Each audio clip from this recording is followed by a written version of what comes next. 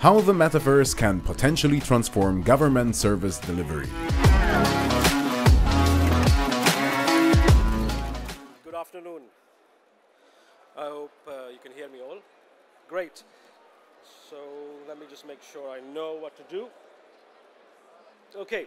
I have 10 minutes and I'm going to try and keep it quite simple. The idea behind this particular talk was to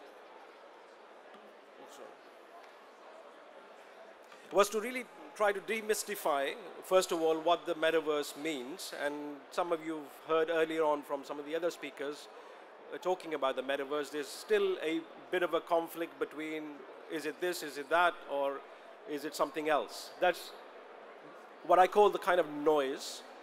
And then I talk about the reality, what I see, how I see the metaverse, and also I back that with a perspective from Gartner, how they see the metaverse. So an institution that we all follow for many of the things we look at in technology. And then I'll talk a little bit about what does this mean for government from a use case perspective, and I'll talk then about a prototype that we're currently working on with the Saudi government to bring this whole space alive and to experiment and see how that concept can actually be explored on the side of what we call service delivery. And then finally, what's the options we have got as decision makers around the metaverse? What do we do? What could we do? So first of all, talking about the noise, I'm sure when I put this slide up, that's how you potentially see the metaverse subject conversation today. At least that's how I see it. There's so much information flowing that I am not able to figure out what does it mean, or I wasn't able to figure out. So I went on a journey of my own to try and discover and simplify for myself to understand what does the metaverse mean, to be able to get to a picture of the real reality of the metaverse. And in this, of course, we have people talking about avatars. We have a lot of noise around metahumans. We have blockchain, NFTs, you name it, augmented reality, virtual reality, extended reality, artificial intelligence, digital twins, of course, crypto, we cannot leave that behind, and Web 3.0. And on top of all of this, DAOs becoming the subject of the metaverse. What it is in reality, or how I see it in reality, is this: a simple 3D virtual digital world which is online. And the online part is extremely important, because if it's not online, frankly, it is not the metaverse for me. You may have a different perspective. Why? Because by definition, metaverse has to see something new than what existed before. And if virtual reality existed, so you could get onto a headset and experience something, then it can't be metaverse. It didn't exist. So what is it that is new about the metaverse is that we are talking about a virtual online world. Now, don't take my word for this. Let's go to Gartner. Or before going to Gartner, let me talk about the three perspectives of how I see the metaverse itself. So let's go with me for a second and agree that yes, it's a 3D virtual world. On the one extreme, you can actually look at taking a real world experience and recreating it in a 3D online experience. So it's where the most likely the digital twins of the world will fit. So it's something physical that exists today, and I'm going to recreate it in a virtual space, online, so we can all go and access and experience it. On the other extreme, you could have totally imagined worlds. These worlds don't exist, and I've created, an artist has created, our imagination is created. It has no connection to the real world of today. So it's not a digital twin of Dubai. Maybe I'll create a new city, a new country, or a new experience, which is totally different. And then in between, you have the hybrid. You could potentially have the fusion of the two. Part of it could be a real world experience or example, which I have now, through my artistic license, recreated or reimagined how it could be. So it could be I create Dubai, but I augment Dubai into different ways where it doesn't exist physically today. So I give it a bit more of a, you can say, an experience that is between the virtual world, a new world, and the existing world. So these are the three places where I see most of the experiences being emerged on the metaverse, whether they are just pure digital twin, physical related of today's world, or they are some virtual, or there's some hybrid between the three. And all of those things which I threw at you, NFTs, avatars, all of those have a role to play within these worlds. It doesn't mean that they don't exist. They exist. Like in any physical world, we have many things around us that we interact with, we use. We use physical currency in this world. We may come to a physical space. We may use a product of some sort. So think of these, all of them, either are products or enablers that will enable and play a role in this virtual world, whether it's the digital twin or the very immersive, imagined worlds. From Gartner's perspective, when they look at this subject of the metaverse, they describe it technically as a collective virtual shared space. So pretty much a 3D experience created by the convergence of virtually enhanced physical and digital reality. So you can think of that, they're talking about the hybrid space, but it could be either. They further go on to simplify this and say that if we were to really simplify it for the sake of simplicity, then we can look at this as the metaverse is the next iteration of the internet. So how, if you imagine how the internet started with bulletin boards, and now it became independent destinations, online spaces.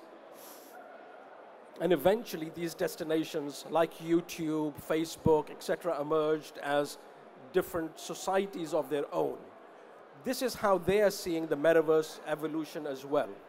It's very early stages, but the idea is we're talking about an online physical world or a virtual world created. So what does it mean for governments? What could be the use cases?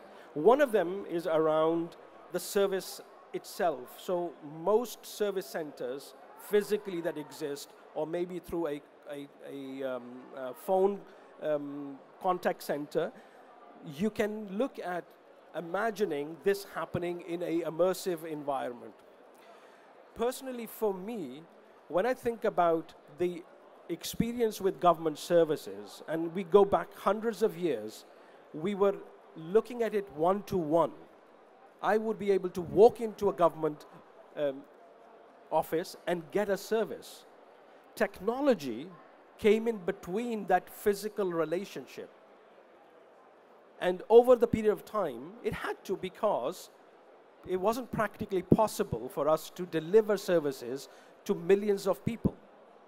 What the metaverse is doing, and the jury is still out, but it is going in a direction where I could actually get online and have a conversation with a meta-human, just like I'm having a conversation with a human being, but it becomes one-on-one. And I may not know that this is not actually an avatar of a physical person, or is just a totally AI-based meta-human. So that barrier between going to have a conversation and looking to get services from your government servants who are serving the public is going to transform, in my opinion, over the years to come. How long would it be before I will be able to have a conversation with you and all of you at the same time through the metaverse? I physically can't do that on a one-on-one basis with all of you. But imagine the technology shift that is taking place with AI will allow for me to even give a presentation or have a conversation at the same time with hundreds of people. That's how the government services could move in that direction when it comes to at least the delivery side of things. The second use case is about inside the government itself. You know, any company or no different, a government organization has to have conversations, has to have meetings, discussions with their people around different topics. It could be performance-based meetings, it could be others. Could the metaverse be the bridge? We've already seen the shift from the physical to the virtual by the different Zoom meetings, team meetings that have been basically taking place and which got pushed, fast-tracked because of COVID-19. Could we further enhance that to create spaces that are for governments or for the employees where they can actually meet and have discussions and have those one-to-one or one-to-many conversations? That's a space which is being explored more, faster than the actual service delivery side of things. The third is around events and collaborations. Like any business, governments also do a huge amount of events and collaborations. And this is another place where, in the virtual world, we could be recreating these kind of events or collaborations, so making it easier for many people to meet together, whether you are locally based or you're based in the region or globally based. So the barrier of distance can be disappeared very quickly when we start to look at this kind of experience in the metaverse. The fourth one is around showcasing. Many governments in this region particularly are showcasing their products. Many governments actually have real estate related services. So it can become quite a good space for showcasing your products and services in a way that is maybe more immersive, cheaper, easier. And then finally, around virtual experiences. Now this can be quite broad, and especially for this region, I'm seeing tourism as one of them which will be explored as an opportunity. So where you can actually physically go and experience something that exists in the real world, but you see it for yourself and you can experience as if you were there and get the feel for what it would be like to be on ground in that particular place. And this could apply to many things, especially in this region, as I mentioned, around the real estate side or the tourism side of things. Now, the prototype that we're working on is to take one service that the Saudi Arabian government provides to its citizens around housing. So how can we take that service which is provided, and especially around building a house, and take the whole journey that you go through, there are around 5 steps in that journey, and recreate that in the metaverse. So the prototype is in the making. Hopefully next time I should be able to actually share with you what the prototype looks like. But this is just an attempt to experiment and see whether the concept of the metaverse could be used by governments to deliver their services. So if this prototype is built and launched and tested, what will happen is a user will be able to go into a 3D version of a government website, which we are calling, let's say for now, the metaverse, where they will be able to select their avatar. That avatar will be connected to their profile that exists in the government that contains all your biodata, all your necessary authenticated information that you are required to be able to consume that service. So when you go, you will actually interact with a meta-human who will meet you and ask you, what is it that you're looking for? They will then guide you towards the steps you need to take, and you will take each one of those steps, and as you go through that step, step by step. And the way we are trying to conceptualize this is as a building. You go from ground floor to the first floor, to the second floor, to third and fourth. At the fourth floor, you complete your journey, the 5-step journey, and you actually get the NFT. So each stage you're getting an NFT for something that you're completing, like for example, getting your permit for building your house, getting the permit for your connection of the utilities, all the way through to the last, you will get actually an NFT of the key, the smart key for getting into your house. So that's the prototype that we are working on at the moment. And hopefully within the next, I would say 3 to 6 weeks, we will be ready. Now in terms of options, I'm conscious of time. So very quickly, I'm just going to talk about 3 options. So the way I see at the moment is either I'm going to be diving in and not caring about what could be the future, but I'm just going to dive in and I'm going to go for it and see what happens. Or I'm going to be somewhere here where I'm going to wait and see. I'm going to take my time. I'm going to let others experiment, explore, and maybe they'll be successful, maybe they won't, and I will learn from that and I will do something. Or I could be somewhere in the middle where I want to explore, I want to still experiment. I don't want to go full in, but I want to experiment. And a bit like the example I gave you for the Saudi government, where they want to tip the toe in the water, experiment, and see what it could be, and then if they are comfortable, they will go all the way forward. So for us as leaders, as decision makers, we will have to sit somewhere in these. Obviously, if you want to be a leader in this position, you have to be aggressive and dive right in. If you are okay to be a follower, then probably you will have to sit on the left side. Or if you want to be a challenging leader, then you may have to sit in the middle where you are at least testing, experimenting. That's all I have time. Thank you very much for listening.